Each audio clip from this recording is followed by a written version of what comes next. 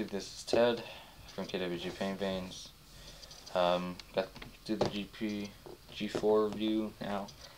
Had this gun for a little over a week now. Good shooting gun, really like it so far. So yeah, first things first, for $300, Dangerous Power has the best packaging in the $300 price bracket. And I say $300 because the E-Tech 3 has the best packaging for the $500 price bracket. And then pretty much Planet Eclipse takes the show for all the high end too. So, got the G4, got the full color manual here.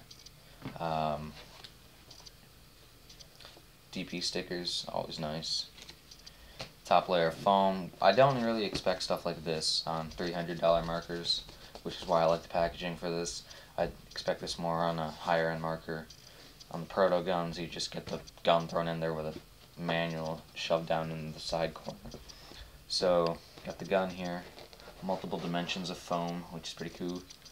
Yeah, really light, really cool, crisp gun. I have it in the neon green color scheme. I know it looks really creamy kind of green, but it's actually more of a Venom acid green in real life. So if you guys are considering buying the gun and you see the neon green, it looks really creamy and whitish and weird and stuff, like a key lime pie almost. It's actually a really like a Venom-y acid green. So if you guys really like acid green looking sort of stuff, then this is the gun for you because it does look acid green. And then the actual green ones look a bit more like a forest green. So, packaging. Got the 14-inch Dangerous Power barrel here. 690 bore. I said 689 on my unboxing video. I was wrong. I apologize. It's actually a 690 bore barrel. Got your DP barrel stock. Got your O-rings with the sizing chart on the front. And your Allen keys. And this is just a sticker that came onto the macro line when I first got the gun. So, now, let us put all this foam and shiitake mushrooms back into the marker box. And we will set a nice little feature here, a little carrying handle, make it like a carrying case. Set that off to the side. Alrighty, so Dangerous Power G4. Gonna go over some technical features of the gun. To start, probably the biggest thing that's really cool, totally redesigned regulator. Rather than a shim regulator, shims in the regulator, it's actually a spring piston regulator. Originally, the macro line 90-degree fitting went into the side of the rig, so you adjust the velocity from the bottom. You actually adjust the velocity from right here. They carried over the O-ringless bolt from the G3 Spec R, which is really cool. Got a micro switchboard put into the gun with a really light, crisp scythe trigger with a 4 points of adjustment. You got forward and back travel, micro switch, and magnet return level. Comes stock with the Wraps ASA on it. Really good. This is probably one of the best ASAs in the market.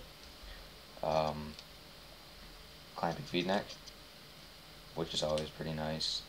And of course the 14-inch barrel. Fully programmable board, one-touch operation. Turns right on. Programming is real simple. Yeah, really nice gun. Comes with eyes, good eyes too, eye wires, it's not a tab. Yeah, it's a really, really simple marker. It's nothing worthy of an extremely long review just because how simple it is. Taking it apart is a breeze. Got some really cool 3D milling. Extremely lightweight. It weighs 1 pound 7 ounces according to my scale. With the battery put in, clamping feed neck, Wraps ASA, regulator, barrel. Excuse me, everything on it, it's 1.7 pounds, so that makes it one of the lightest markers in the world, which is pretty friggin' awesome for $300. So, in my opinion, this marker is worth more than the $300 you're paying for it. This is hefty competition for the Invert Mini, and this isn't even anything that the Proto should be worried about, because the Proto marker doesn't even stand a chance against this marker. So the Proto should be worried more about their E1 marker, because this marker smokes the Proto and puts a lot of pressure on the Invert Mini in terms of price versus performance.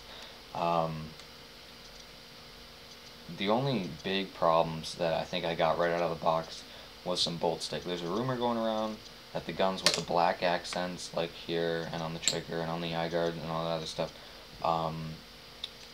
don't have bolt stick. That's a heaping load of horse shit. It does have bolt stick. All of them will end up getting bolt stick, I promise, because the DP40 lube is a sack of shit lube. That is the one drawback to Dangerous Power guns. The stock manufacturer's lube job is terrible, but most companies don't exactly have stellar lube jobs, because they got to crank them out. You know, they don't have time to do a perfect lube job every time. So if you're looking at the G4 and you're hearing on like PB Nation or Tech BB, oh, bolt stick, people will just drop everything. Oh, I can't buy that gun. It's got bolt stick. I can't do it. Chill the fuck out. I knew there was going to be bolt stick when I bought the gun. Real easy fix. You're just going to need some Dow 33 lube and some baby oil. Macroline fittings on these, some of them are really good, some of them are shit. It's hit or miss with the fittings on the DP guns, and really hard macroline here, so you want to get some soft macroline for that.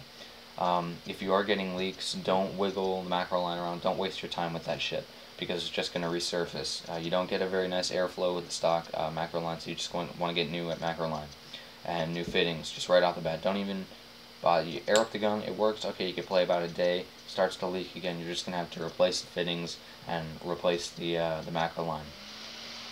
Really consistent shooting marker. I was having like about a standard deviation of about, give or take, 5 to 7 feet per second for shooting.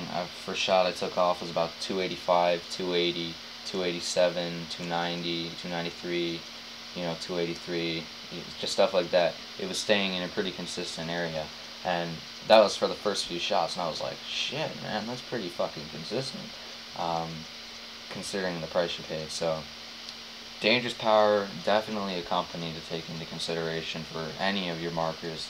I wouldn't really suggest the Revy as a high-end marker. If you got $800 blowing a hole in your pocket, definitely get the G6R or something like that.